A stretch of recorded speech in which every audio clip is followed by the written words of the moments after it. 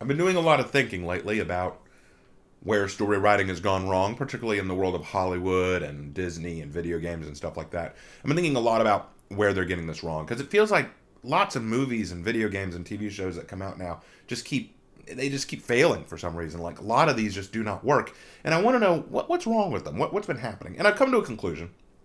I believe firmly that a lot of these creations are failing because I feel like their priorities in terms of making the content is all in the wrong place. I can practically see like a team of developers in a boardroom saying, "All right, we're making a new story today. Let's get down to the first thing, the very first priority." And that first priority for them is theme or messaging.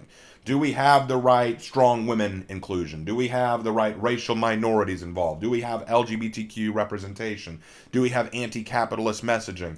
Do we have blah, blah, blah, all the way down the list? And these things should not be relevant in creating your story. And if you want to add them, they should not be the first thing involved. These should not be the first things you run to. In fact, I would argue that because they prioritize these things over the story and over the most important aspect, which is character, that's why these stories fail. Because we don't see the character, we see the agenda. And when we see the agenda so blatantly on screen, or blatantly on the book pages, or blatantly on the video game, we no longer care. To give you an example of what I mean, Horizon Zero Dawn and Horizon Forbidden West. I tried playing the games. I finished Horizon Zero Dawn. It was rough, but I finished it. Horizon Forbidden West, let me be clear. The world is beautiful. Horizon Forbidden West looks gorgeous. The world is beautiful. The art is fantastic. The background behind the world is outstanding. There's so much to love about that video game. I love the gameplay. I love the world. I love the art. All of it is phenomenal. But I can't play it anymore. Want to know why?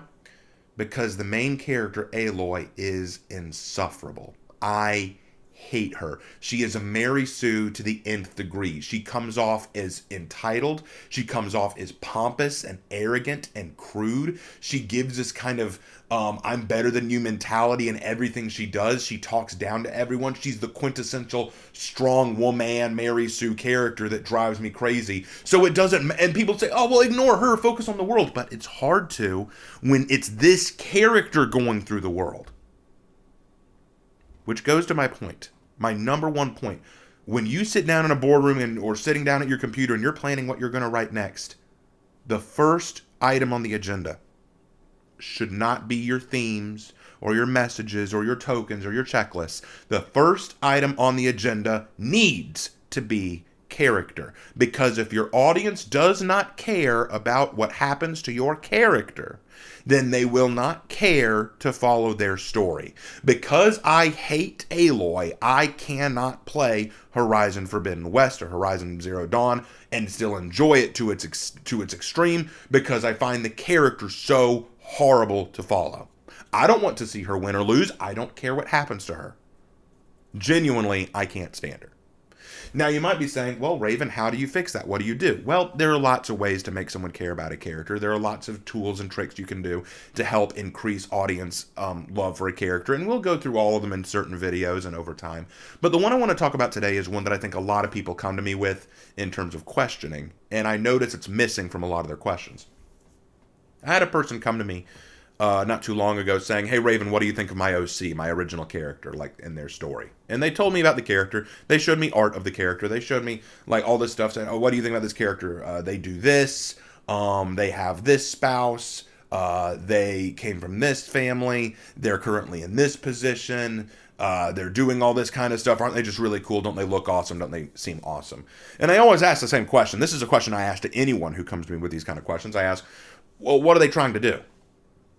What do they want? Because if there's one thing that's really going to get a person engrossed in your character, it is goals. And to give Aloy credit in the Horizon series, she has goals. She does. So I'll give her that much credit. They at least gave her that. Everything else is just bad, and we can deal with that in another video. But today we're focused on character goals. Now, when I ask people what goals does this character have, quite often they haven't thought that far ahead. They were like, goals? I don't know. And this is common. I'm not poo-pooing anyone. I'm not coming down on anyone. I'm making a point. Quite often when you design an original character, you don't even think about the goal.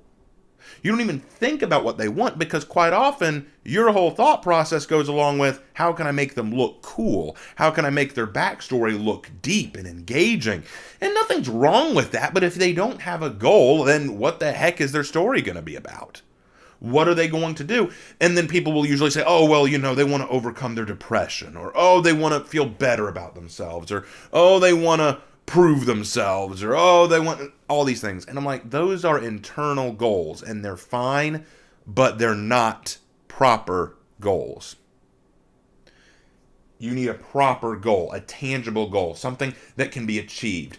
And I looked to Eric Edson. Eric Edson is a professor of screenwriting from California who broke it down into 4 concrete goals. If your character has one or more of these 4 concrete goals, then you're golden. Your character wants to win something, as in they're out trying to accomplish something. They want to win, they want to take, they want to overcome. And this applies not just to heroes, but to villains as well. You can have a character who wants to beat someone else, or wants to beat a system, or wants to beat a government, or wants to beat a king, or wants to beat an animal. They want to win. They want to feel the power of accomplishment. The second one is they want to stop something. They want to stop someone, something, or an event. I mean, you could argue that in Star Wars, Luke wanted to stop the Death Star. In Lord of the Rings, you could argue that Frodo wanted to stop the return of Sauron by throwing the ring in the Mountain Doom. They want to prevent something from happening. In fact, you could look at Harry Potter. We've been talking a lot about Hogwarts Legacy. Harry Potter's a good example. Harry Potter has multiple goals throughout his story. He wants to win his Quidditch match. He wants to stop the return of Lord Voldemort. There are things that Harry definitely wants to do. He wants to achieve these things. The third goal is to escape.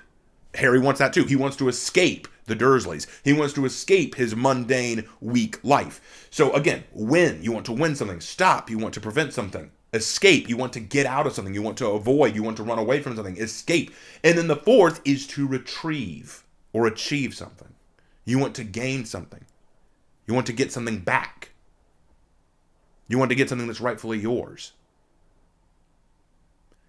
These 4 things are at the core of almost all character motivations. If your character has one of these or more, then they have a goal. Now, we might think, why is this important? Why is it important that a character have these goals? Because by the end of the story, we want to know that these goals were obtained, because these goals are the crux of our story. And you might say, well, how come these goals and not internal goals? Because internal goals, you can't always tell if they're accomplished. How do you, if a character just wants to feel better about themselves, that's an internal goal. How do we know they've reached it? How can we tell that they've reached it? What did they do that made them reach it? Perhaps you could tie them wanting to feel better about themselves into their physical goal. Like, again, let's take Harry Potter and the Sorcerer's Stone. Harry Potter starts off by wanting to escape the Dursleys' home. We know that this is accomplished when he accepts his letter to Hogwarts and leaves with Hagrid to go into the wizarding world. He wants to win his first Quidditch match. He wants to win the approval of his teachers. He wants to win friends. He wants to win in certain areas. These are things that he can achieve. He wants to achieve the respect of his peers and teachers. He wants to win a Quidditch match by, catching the snitch. Later, when he learns that Voldemort is on the move and trying to, get the Sorcerer's Stone, he wants to stop Voldemort, which we know he will accomplish when Voldemort is defeated or when Harry is defeated. The fact is, these things, these goals will have a conclusion. We will know when they are achieved. We know when Harry has either stopped Lord Voldemort or not, when he's either defeated or Voldemort's defeated. There will be an end resolution. There will be a moment where one of these goals has to meet their end result. That is a goal. Now, why is that important? Because we know that the plot hinges on these choices. The plot hinges on these goals. People like to tease me a little bit about my love for One Piece and for stuff like that. But it's funny when people ask me, why do I love One Piece but dislike Bleach? I always say the same thing. If you look at the big shonen anime out there, almost all the shonen protagonists you can name have a goal. They have some kind of tangible goal. Luffy says it at the end of almost every single episode in the post-credit scene. He always says the same thing. I'm going to be king of the pirates. It's become like his catchphrase, you know? I'm going to be king of the pirates. It's a goal he wants. It's a tangible goal. He wants to win the position of king of the pirates. That's a goal. That's a tangible goal. It meets one of the 4 criteria of goals. Naruto, what does he want? What's his goal? He wants to become Hokage. Again, a tangible goal. He wants to win over everyone else and become Hokage. He wants to be the leader of the village. He wants to, and people could argue, oh, but he has an internal goal as well. He wants to get respect from other people.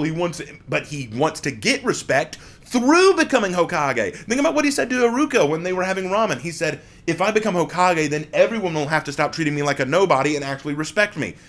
His internal goal is to get love and respect from the village, and he feels the best way to do that is to get his tangible goal of becoming the Hokage. It adds up. It makes sense. This works for us. Tanjiro from Demon Slayer. He wants to save his sister. He wants to save her. He wants to help her turn back into a normal human. That is a tangible goal, and he has steps to achieve it, because that's the beauty of it. When you have a goal, you're going to take the steps to get it. You're going to work your way up to get it. So Luffy wants to become king of the pirates. So what's he doing? He's gathering a crew and he's setting sail on the Grand Line to go find it. Naruto wants to become Hokage. So what is he doing? He's training as a ninja and doing a lot of ninja missions and trying to make the ninja world a better place so that people will respect him and thus vote him into the position of Hokage. Tanjiro wants to save his sister. So what does he do? He goes out and he slays demons so that he can find the biggest demon of all, and Muzan Kibutsuji, I believe his name was, and then kill him and use his blood to turn her back to normal. All of that. It's like the plot is focused on these goals. Who would have thought? But when I look at Ichigo from Bleach, I can't think of his goals. He never makes them very clear. And I know someone's probably going to go to the comments and say, oh, this is what he wants to do. They didn't make it very clear. A lot of Ichigo's responses all have to do with reactionary stuff. Like, so one of his friends gets kidnapped. Now it's time for him to go into action until the next time a friend gets kidnapped. That's not really a goal. A character should have an overarching goal, something they're trying to achieve throughout the course of their story, not something that just happens when the need arises for it to happen.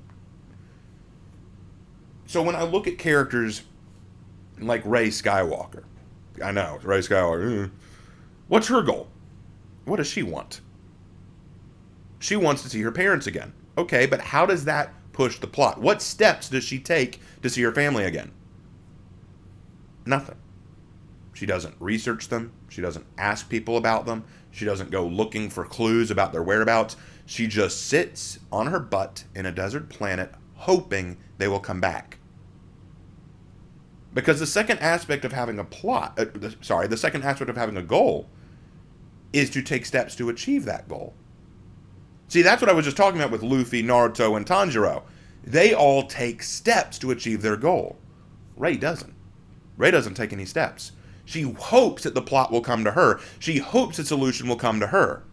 She doesn't take the steps necessary to achieve her goal, which is a problem.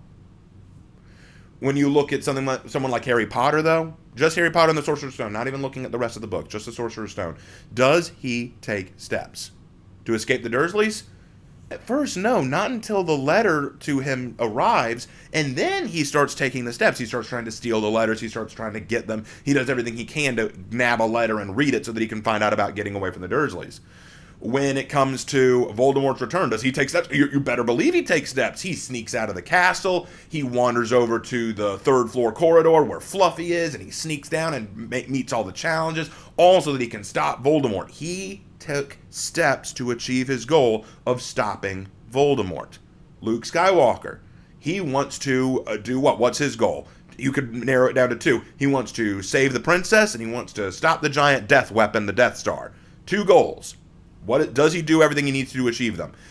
Not at first, because what happens is when Ben Kenobi says, you need to come help me, he at first says no, but after he sees that his aunt and uncle are dead as a result of the stormtroopers, that's gone. He's ready to go now. So he starts taking steps. He learns the Force underneath Ben Kenobi. He goes onto the Death Star and manages to work to help save Leia, accomplishes goal number one. And then when they all have that rebel meeting about how to destroy the Death Star, he's sitting in on it. He wants to fly with them. He wants to take those steps. It's all because the plot revolves around choices made towards the accomplishment of a goal. Does that make sense? I'm hoping I'm making sense here. Plots and stories do not revolve around themes and check marks. It does not matter if your character is black, female, lesbian, what have you. It doesn't matter, because if that's all you care about when making your character, no one's going to care about the character. And then you can sit there wondering, well, why doesn't anyone like my representative character? Because you didn't make them a character, you made them a token. You treated these people as nothing more than a stand-in. They have just as much depth as a cardboard cutout. But hey, at least you painted them the right color. That's the problem. This is where I think a lot of Hollywood movies and story writers fail, because they forget that at the forefront of all of their stories has to be a character, and to kick off their plot, we have to first care about that character, and that means understanding what they're trying to do. Winning something, stopping something, escaping something, or retrieving something. Because we can all relate to those goals. We can totally relate to those goals. There are times I want to win. I want to win at things. I want to win Employee of the Month. I want to get a paycheck at the end of the week. I want to be one of the best For Honor players out there. I want to make good content on YouTube. I want to stop things. I want to stop people bullying other people. I want to stop abuse of other people. I want to stop people who act out against each other. And then there's escape. I want to escape this very lonely, depressive life I live. I want to find a wife. I want to escape this loneliness. And then there's retrieve. I want to get things back as well. Maybe I want to take back something that was taken from me. Maybe I want to take back something that was stolen from me in the past. There are lots of ways I could relate to someone going through these things. But they have to be tangible goals. Things that once I've laid out, this is my goal, I will know when it's to be achieved. I will know. There will be a clue. There will be a moment where I say, I've either achieved or I failed at this goal. And it's okay to fail. It's okay to fail at a goal. It's not a bad thing. That can sometimes add to character. If they have a goal that they want, if they have something that they want and then they fail to achieve it. This works often with villains. Villains quite often have a goal that they want to achieve, either by winning something, stopping something, escaping something, or retrieving something, and they will fail because they're up against the hero, and the hero is probably going to win. But they still have these goals. I'm sure I'm repeating myself at this point, so I'll stop now, but I hope you understand further what I was trying to get across here. I think when you come to me asking me about characters, and I ask you what are their goals, I'm not asking you to poke holes in your beloved OC. I'm asking you because if there's a story around your OC, there has to be something they want at the end. The ultimate question, what do you want? What does your character want? This is not a hard concept. At the core of every character is something they desire. It can be to help themselves, to help another, to do something larger than themselves, to do something petty.